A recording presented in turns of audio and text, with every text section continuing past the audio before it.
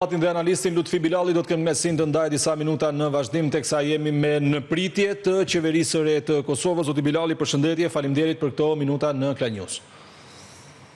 Respekte, besjacaj. Faleminderit, kënaqësi si gjithmonë. Albulena Haxhiu pasi dështoi më shumë se 50 herë në krizën e vitit kaluar, më në fund lëvizja vetëvendosje arriti ta bënte kryetare të Kuvendit të Kosovës. Nga ana politike në raport me qytetarët, në raport edhe me faktorin ndërkombëtar. Albulena Haxhiu pasi simboli i krizës së vitit kaluar për shkak se her pas here nga lëvizja vetëvendosje sillej si i njëjti emër për të votuar për kryeparlamentare. Mund të ishte shmangur sot meqense lëvizja vetëvendosje i ka votat apo Kurti e çoi deri në fund, po themi, të gjithë atë dëshirën e tij për ta graduar në një prej 3 posteve më të larta të shtetit. Tash është dëshira, më të them, e Kurtit, i cili mendoj që me këmbgulje ka dashur ta sjellë në krye të Kuvendit Albulena Haxhiu.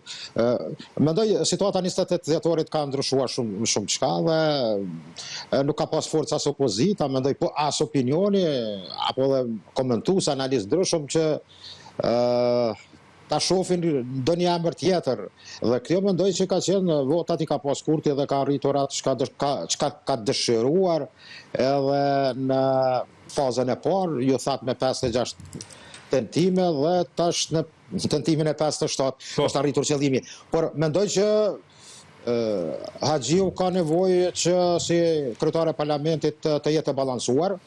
Besoj që njerëzit kur vinë në pozicione paka shumë fillojnë të mendojnë ma ndryshe, mendojnë për karrierën e vetë, mendojnë për postin që është njëri ndër postet më të rëndësishme, për 3 posteve në institucionet e Republikës Kosovës, dhe mendoj që do ketë sfidat që do shihet se a do jetë ndoshta në raport me opozitën pak ma, mund të them, në një farë mënyre që në hapësirë që opozitës të krijojë kushte më të mira. E qartë. Por në krahasim me kryeparlamentarët e tjerë që ka patur Kosova, duke nisur nga të hershmit deri tani së fundmi, edhe nga Glauko Njusa, edhe nga Vjosa Osmani, pra në një farë mënyre, çfarë lloj stature politike ka Albulena Haxhiu përtej, po themi, të gjithë pozitës apo peshës që i ka dhënë lëvizja vetëvendosje në këtë rast? Po ka qenë besnike më duket e Kurtit, paka shumë mendoj që në aktivitetin e vetë brenda lëvizjes ka pasur një përkraje. Mendoj që Kurti ka dashur ma tepër të përcaktohet në gjinin, ndoshta paka shumë mund të jetë ma lojale ndaj figurës së Kurtit, dhe kjo më duket është arsyeja vetme, edhe pse brenda partisë lëvizjes vetëvendosje zonja Haxhiu, më të them drejtën, rrjedh për një familje jashtëzakonisht me një background kombëtar, kjo s'do t'i mohohet.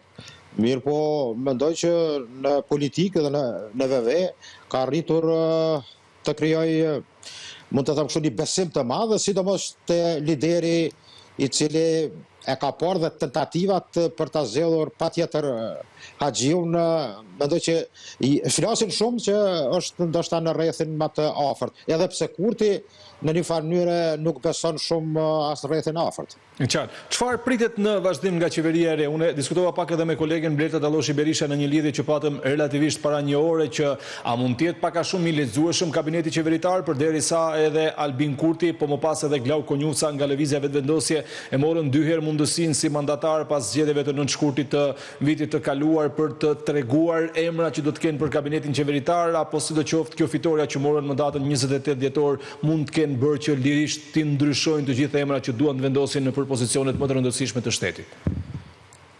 Së pari Kurti mendon që ta krijojë qeverinë vet, me pakisat jo serbe. Është menduar dhe shumë edhe vetë kom qenë në atë solucion, atë mendim që do fut në koalicion një parti opozitare. Ka menduar për LDK-n, sepse do kemë probleme deri me pas mars. Mars për çështjen e presidentit. Po, dhe mirë po me duket që Kurti po kalkulon që të hyjë vallës vet, ta ketë një qeveri me 67 numra. Mendoj që në marrëveshje ndërkombëtare dhe ratifikime të ndryshme, siç është edhe Këshilli i Paqes apo Bordi i Paqes, pastaj plani i rritjes, të gjitha marrëveshjet ndërkombëtare duhet të kenë 80 vota në parlament, që besoj që nuk do të mungojnë këto vota. Mirë po, do jetë problematike emri presidentes. Sa mora vesh në kabinetin qeveritar do jenë Glau Konjusa zaman kryeministër i parë dhe ministër i jashtëm, pastaj nga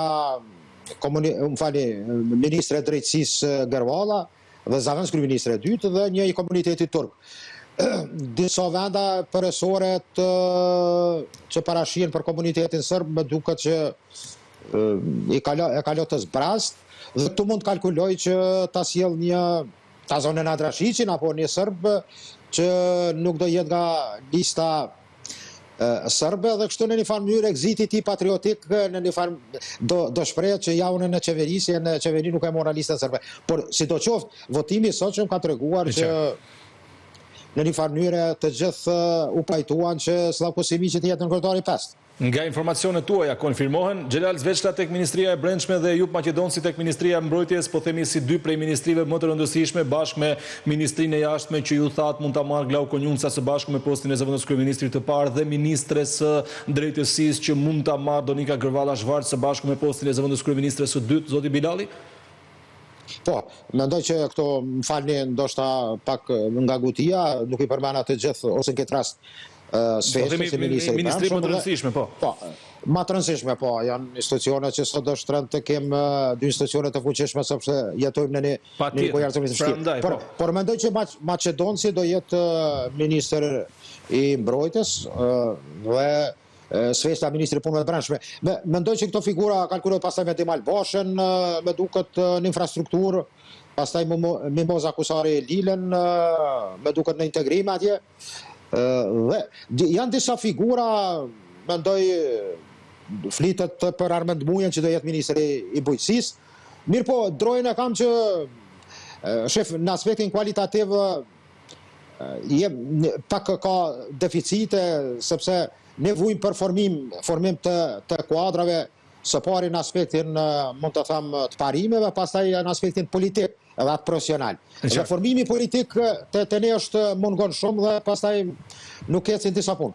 Zoti Bilali, pavarësisht se në këtë moment ndoshta nuk është koha të flitet për dialog midis Kosovës dhe Serbisë, aq më tepër ka nga ata të cilët kanë deklaruar se nëse ndaj ish-krerëve të ushtrisë qeveritare të Kosovës gjykata e Hagës do t'jap një dënim në vazhdim të pretensës që ka kërkuar prokuroria, do duhet që Kosova më pas ta braktisë dhe të tregojë edhe ajo po themi dinjitetin e saj në raport me disa procese që udhëhiqen nga faktori ndërkombëtar, kryesisht ai evropian, po Besnik Bislimi që ishte në postin e kryenegociatorit edhe në postin e zëvendës kryeministrit mund të largohet nga kjo detyrë apo mund ta vazhdojë pavarësisht se në çfarë pike është çështja e dialogut për momentin? Mendoj nëse Kurti e vlerëson që Bislimi duhet të vazhdojë si negociator, besoj që ai ka informacione dhe i nevojitet Besnik Bislimi, mirë po kjo varet më thon nga shefi i qeverisë, dhe ai po që se ka po të udhës që ta ketë një ndrem me një figurë e cila ende nuk dihet kush do jetë ajo figurë, apo do të gjendet do kush nga kabineti që në duplikim mund të merr në dualitet edhe negociatat, por gjasat janë që mund të jetë prap Bislimi sepse besoj të gjitha ato kontakte dhe dialogime që ka pas me palën serbe dhe në Bruksel me ndërmjetësuesin janë të vlefshme sepse përvoja e tillë tregon që në kontinuitet një figurë e tillë, nëse ka prish ndonjë hesap për atë që Kurti e parasheh që ka bën ndonjë gabim apo në një farë mënyrë nuk ka qenë në nivelin e detyrës, zëherë sipas Kurtit, atëherë mund të jetë një figurë e cila besoj që me palën serbe do të gjendet figurë që realisht është e përgatitur dhe ka mund të them një mirë Serbin. Zoti Bilali, çfarë do të ndodhë me postin e presidentit? Se ju e thatë në 4 apo në 5 mars duhet që të jetë i zgjedhur kreu i shtetit, pavarësisht se detyrën e merr 1 prill, po kjo periudha 1 mujore bëhet që të mos krijohet vakancë në një prej 3 pozicioneve më të rëndësishme të shtetit Kosovës bashkë me kryeministrin dhe gjithashtu postin e kryetarit të parlamentit. Dhe a mundet që Vjosa Osmani ta marrë besimin e lëvizjes vetëvendosje dhe partive të tjera opozitare apo do duhet të vijë një emër nga jashtë politikës, siç ndodhi mos gaboj rreth vitit 2000 diçka me Ahtifete Yahjagën? Ata që ka qenaj për të Jajaga ka qenaj Zarfa që përmendet kështu e famshme. Por mendoj të rasti Osman, besoj janë shansat janë 50-50, nga se shifet që duke ka disponimin partia më e madhe dhe personalisht Kurti e di që do a ketë një problem. Deri në 24 me 5 mars do jetë afati përfundimtar që Kosova duhet ta ketë presidentin ose presidenten. Por mendoj që Kosova po hyn në një rrugë, po që se ndodh që të jetë Osmani presidente, qarkullojnë informacione që Kurti ka thënë që ajo duhet i bëj votat, i ka votat e VVS, mirë po votat tjera duhet të angazhohet ti gjej dikon vet. Ka fjalën nga opozita. Por nëse nuk ka një koordinim me një parti të dyta ose të tretë, atër është problematike dhe është rrezikojmë që të shkojmë në zgjedhje. Nuk e besoj, por kemi një situatë që po që se Kurti e di fare mirë, po që se arrin që prap të marrë mandatin për 5 vjetët e ardhshme presidentja Osmani, Vjosa Osmani, do ta kemi një situatë, një model kroat, mes Plenkovicit dhe Milanovicit, që do të kemë ndeshje mes presidentit dhe kryeministit gjatë gjithë periudhës sa e kanë mandatin. Dhe po që se nuk shkon dhe nuk hyn në kandidaturë dhe nuk zgjedhet Osmani, presidentja Osmani do jetë ajo që do ta rrezikojë politikisht Kurtin dhe mendoj që në këtë drejtim ajo ka deklaruar zoti Bilali ndjesi për ndërpres, por më që e thatë këtë, Vjosa Osmani ka deklaruar që nëse nuk e merr një mandat të dytë si presidente, mund të rikthehet në simdhënies dhe do të largohet nga politika aktive. Paktën çfarë ka deklaruar ajo vetë, se mbetet për të parë sa mund ta mbajë një premtim të tillë.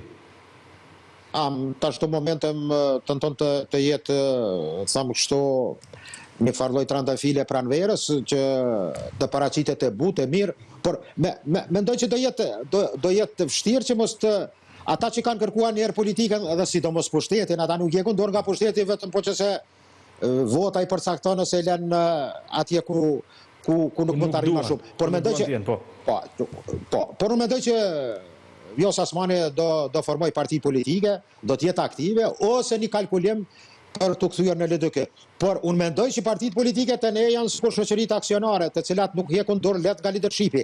Dhe kjo është ajo problematika që angazhimi dikuj ose rasti i saj për ta marrë në dorë për shembull këtë rast LDK-n do jetë problematike. Njerëz nuk heqin dorë lehtë nga kreu i partisë. Dhe kjo besoj që do jetë pengesa, por Kosova ka nevojë ta gjejë një figurë e cila është me interes për shtetin ta përfaqësojë densisht dhe të jetë i ruaj balancat brenda partive politike në këtë rast në shtetin tonë. E qartë. Ndërkohë duhet ndalem pak tek një çështje tjetër që ka të bëjë me pretencën e prokurorisë së Hagës, atje ku janë kërkuar pra 180 vite burg për ish-krerët e ushtrisë çlirimtare të Kosovës. Si ju duk ky moment dhe çfarë prisni në vazhdim, zoti Bilali?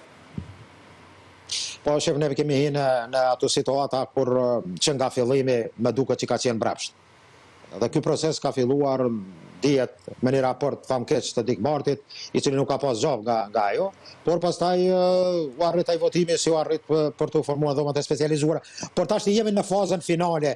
Mendoj që prokuroria pretenca saj ka qenë, mendoj, jashtëzakonisht megalomane dhe shef, të mendosh me ligjet e Kosovës nga 45 vite burg, apo mund të jetë për 4-shën kërkohet, është ende dileme pa qartë, sepse nuk kemë normativ ligjore në Kosovë që parashihet dënimi 45 vite.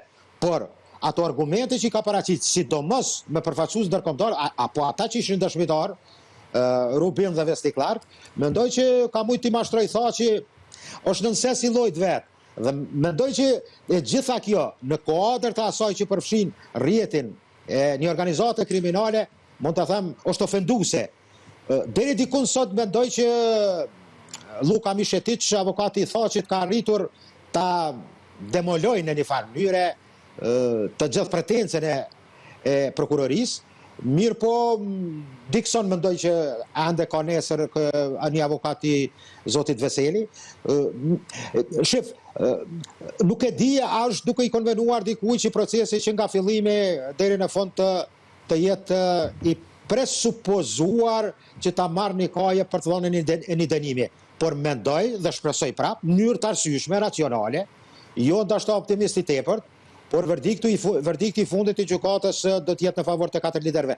Dhe kjo periudhë do thot nga 18 marsi deri me 18 maj është periudha 90 ditore kur gjykata duhet ta merrë një vendim. Nga 18 shkurtin mos gaboj që është momenti i fundit që flasin ata zoti Bilali? Po, kanë nga 20 minuta të 4-it, pastaj është mbrojtja atyre, fjala atyre përfundimtare. Po, di, po nga 18 mars statë dhe prandaj që ta bëj saksimin, pra nga 18 shkurti deri në 18 maj. 90 ditë ka fat që ta sjellë një vendim kolegji i gjyqtarëve të dhomat të specializuara i gjykatës. ta sjell një vendim. Mund të jetë edhe para, por llogaria ime 90 ditë i bjen ato në 90. Tani ajo që më bën përshtypje mua. Zoti Bilali, se më bëri përshtypje dhe ju jeni njohës i mirë edhe i diplomacisë dhe i ligjit. Çfarë do të thotë që aktet ose dispozitivi ligjor në Kosovë nuk e lejon, po themi kërkesën për 45 vite burg. Në çfarë kuptimi e kishit këtë? E kisha sepse ligjet e Kosovës, por edhe ato që kanë qenë për periudhën e Federatës Jugoslave, nuk parashohen ligj dënim për një person 45 vite. Më pak. Në ligjet e Kosovës, shumë më pak. Dhe kjo, po tash problematika ka kërkuar prokurorin në këtë rast 45 vite në paket për të katërtit, apo ka qenë veç e veç. Tani, fillimisht u tha 45 për secilin, pastaj u raportua si një gabim në përkthim dhe u tha 45 vite për secilin, që do të thotë 180 vite burg total. 80 vite. Po. Po këtu është, mendoj, shef, ka thot gjithçka prokuroria, thëmë drejten. Edhe gjana që do thotë e kalojnë edhe arsyen edhe logjiken. Ne kemi për shembull atje denoncime për kafsh, për baktije, sande, do thotë, të cilat në një mënyrë prokuroria i ka marrë si fakt ose baza materiale, meqense më duket Mishetit avokat i tha që ka kërkuar që disa nga ato që kanë sjell ta thuj gjysmë fakte apo prova, më falni, atër të mos i merr parasysh gjykata. Mirë po kemi hyrë në një proces ku mendoj që verdikti final do jetë, mund të them, nëse Smith ka deklarime jashtë zyrave të gjykatës që këta duhet të dënohen me burgim të përjetshëm, mendoj që zhvillim ka qenë projektuar që t'ju sjellet kjo situatë të tillë dhe nuk e diun nga forcat, meqense ne kemi ka teori konspirative, jo Merkel, jo Britania Madhe, Johnson, jo ai kanë qenë ata, po ka qenë shtytësi që për të filluar këtë proces ose për të ndalë rrugën Hashimthaqit për Washington, por mendoj që është një, ai ta quj, në aspektin gjyqësor një farloj deep state i cili po tenton të balansoj situatat e luftës në Jugosllavi dhe do thot në ato tri luftat e përgjakshme dhe në një farë mënyrë të gjithë të fajtojnë nga pak. Por kjo është rrezikshme për tërë historikun ton dhe përthamen ton si shtetëri. E qartë. Ndërkohë, nga ana tjetër duhet ndalem pak tek mënyra se si ka reaguar politika në Kosovë në lidhje me gjithë çfarë ka ndodhur gjatë këtyre viteve me ish-kryetë e ushtrisë shqiptare të Kosovës, pavarësisht se po themi drejt për së drejti bëhet fjalë për kundërshtarët politik, për shembull të lëvizjes vetëvendosje që është në pushtet. Por a e ka gjetur forcën lëvizja vetëvendosje dhe forcat që kanë qenë në pushtet gjatë këtyre viteve për të dalë përtej vetes dhe për të parë thaçin me të tjerët, jo si kundërshtarët politik, pra si ish-kryetarët partive me të cilat janë ndeshur në gara elektorale në Kosovë, po në fakt si përfaqësues të një epoke e cila është e lavdishme për ne shqiptarët, siç është lufta e Kosovës? Në Kosovë, thëmë drejten, në përëndim qeverit vinë dhe binë bazë të një teme, migracionit. Po. Dhe në Kosovë, në bazë luftës. Që këja ka qenë, po në bazë luftës, ka qenë shëgjetim kështu, edhe asaj pale që realisht, mund të thëmë, ka qenë balë të saj, por edhe ata që në një farë mënyre dëshirojnë të nxjerrin situata që e kanë denegruar në disa raste. Në aspektin politik mund të kuptohet një rivalitet, por rreth UÇK-s nuk do të ketë politik. Dhe këtu është gabimi. Mund të kemë për gjëra tjera, për çështje të aferave të ndryshme, qoftë të korruptive, qoftë dobësive të ndryshme, profesionale apo politike, mirë po ose qeveritare, por në aspektin e asaj që e kemë simbolikën tonë kombëtare dhe shtetërore, është gabim i madh. Ne i dimë gjithë retroaktivisht se cili çka ka thonë dhe çka ka deklaruar, mirë po ka herë vinë do momente që do të erdhë të lot krokodili. Dhe kjo mendoj që ndoshta disave tenton që t'ju sjell ndoshta një imazh ose ta ngrit ta mbaj atë imazhin e tyre me deklarata se tash ata mirë, nuk është vend të kemi një përbashkim rreth kësaj kauze, por mua më duket pak e rrugë se kemi hyrë në fazën finale, e cila më nuk varet, mund të them, se çka deklarojnë institucionet në Shqipëri dhe në Kosovë. E qartë. Sepse ajo Po, e kuptova, zoti Bilali. Po, nga ana tjetër, a duhet të rikthehen ata në politikë nëse shpallen të pafajshëm siç shpresojmë të gjithë, duke marrë parasysh se në çfarë gjendje ndodhen partitë e ish opozitës, të cilat ose të opozitës tashmë, se me zgjedhjet e reja janë opozitë, mbeten sërish në opozitë, të cilat her pas here janë duke treguar rezultate gjithnjë më dobët, forca politike që kur drejtoheshin nga këta që sot janë në Hag, qeveristin vendin, shpallën pavarësinë, u bën deri president, kryeministër Thaçi, Kadri Veseli, Jakub Krasniqi në postin e kryeparlamentarit, Recep Selimi si deputet pavarësisht se ishte me vetvendosjen. Pra, në këtë mënyrë, ata duhet të rikthehen dhe a do të rikthehen, apo mjafton që të shpallen pafajshëm dhe më pas mund të ketë kohë për çdo gjë tjetër? Ata se pare kanë gajlen, edhe thëmë, janë ballafaqim që ta fitoj lirin. E para. E dyta, mendoj që po që se, unë besoj që do shpallën të pafajshëm, atër ju lejohet hapësirë, varet tak gjykimi, sepse mund të ketë gjykim që mund të ndalohet vëmëtaria politike për 5 vite, apo 10 vite. Por, mendoj që po që se ata faktikisht dalin të pastër, varet pastaj nga vullneti tyre individual, por edhe nga interesimi atyre forcave politike, ose këtë rastin një force politike në Kosovë, e cila dëshiron që të forcohet dhe rolin e ose timonin e partisë, leadershipin, ta marrin 2 figurat kyçe të historisë së PDK-s në këtë rast, dhe mendoj që këtë pastaj do varet. E rëndësishme për ta, për partinë o diçka tjetër, për PDK në këtë rast, por për ta personalisht e rëndësishme që ta fitojnë lirin. Dhe kjo mendoj që për momentin, sepse duhet çdo herë ta kemi në potencë. Nuk flasim për emra të përveçshëm. Bëhet fjalë për atë që është emblema e gjithë shqiptarëve, jo vetëm e Kosovës, por në unison e gjithë shqiptarisë. Dhe mendoj që në këtë drejtim ndonjëherë ne mund të kemi vërejtje për hashimin e për Recep Selimin e Kadri Veselin, por në këtë rast besoj që është e nevojshme, është kombëtarisht e dobishme që të jemi në linjë të njëjtë dhe të kërkojmë, besoj që edhe protesta që do të organizohet do ta ketë këtë thirrje dhe këtë postulat. Si e keni parë ju qasjen e faktorit ndërkombëtar në lidhje me gjithë çfarë ka ndodhur gjatë tyre 5 viteve, me pretendimet e mbrojtjes së tyre, me pretendimet e familjarëve, me pretendimet e mbështetësve që ata janë trajtuar jashtë çdo kushti të drejtave të njeriut në një organ, në një institucion i cili duhet të jetë në vetvete një respektues i drejtësisë dhe një respektues i ligjeve ndërkombëtare, siç është gjykata Meselit të Hag, por sigurisht në jurisdiksionin po themi të Kosovës. Në këtë kuptim, faktori ndërkombëtar duhet kishte reaguar apo kur bëhet fjalë për çështje drejtësie, pavarësisht nëse janë pro apo kundër, do detyrohen që të heshtin zoti Bilali? Ndonjëherë kemi paqartësi rreth faktorit ndërkombëtar. Flasum ndonjëherë me dashuri të madhe, ndonjëherë me emocione të mëdha, ndonjëherë pse janë të fortë, do t'ja marrojnë qefin. Dhe është një mistifikim i shumë faktorëve. Ne nuk i njohim mirë faktorin ndërkombëtar, them drejtën.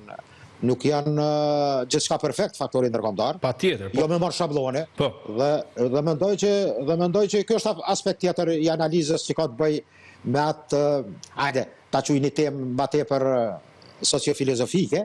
Mirë po, në rastin e tillë ndërkombëtarët më duket që kanë pas ndonjëherë rregulla strikte sa i përket asaj se rreth vizitave të familjarëve, apo mund të them në një kontroll jashtëzakonisht, sepse arsyetimi i tyre ka qenë edhe mbajtja në paraburgim kur është kërkuar që ata të mbrohen arrest shtëpiak dhe të jenë në shtëpiat e tyre, të mbrohen mund të them me disa kushte. Ata nuk kanë asesi nuk kanë lejuar, nga se që në fillim paragjykimi tyre ka qenë që në ata morën arsyetim që Selia është vërë në Hag për shkak që mund të kërcënohen dëshmitarët. Dhe mendoj që ndërkombëtarët në këtë drejtim në një mënyrë kanë bërë hile, por ata amballazhi i tyre, mbështjellësi i tyre ka qenë justifikimi që këto janë rregulla të cilat duhet të respektohen, janë rregulla ligjore. Shumë faleminderit për këtë minuta zoti Bilali, kënaqësi si gjithmonë. Zoti Jacaj, përshëndet shumë. Faleminderit. Ishim me Lutfi Bilalin, diplomat dhe ish ambasador, analist i njohur i çështjeve politike në Kosovë, i cili na u bashkua drejt për së drejti nga Prishtina, teksa jemi në pritje të nisjes së seancës konstituive për qeverinë atje pas konstituimit të parlamentit. Mos u largoni, menjëherë pas pak rikthehemi me të tjera zhvillime e të tjerë të ftuar.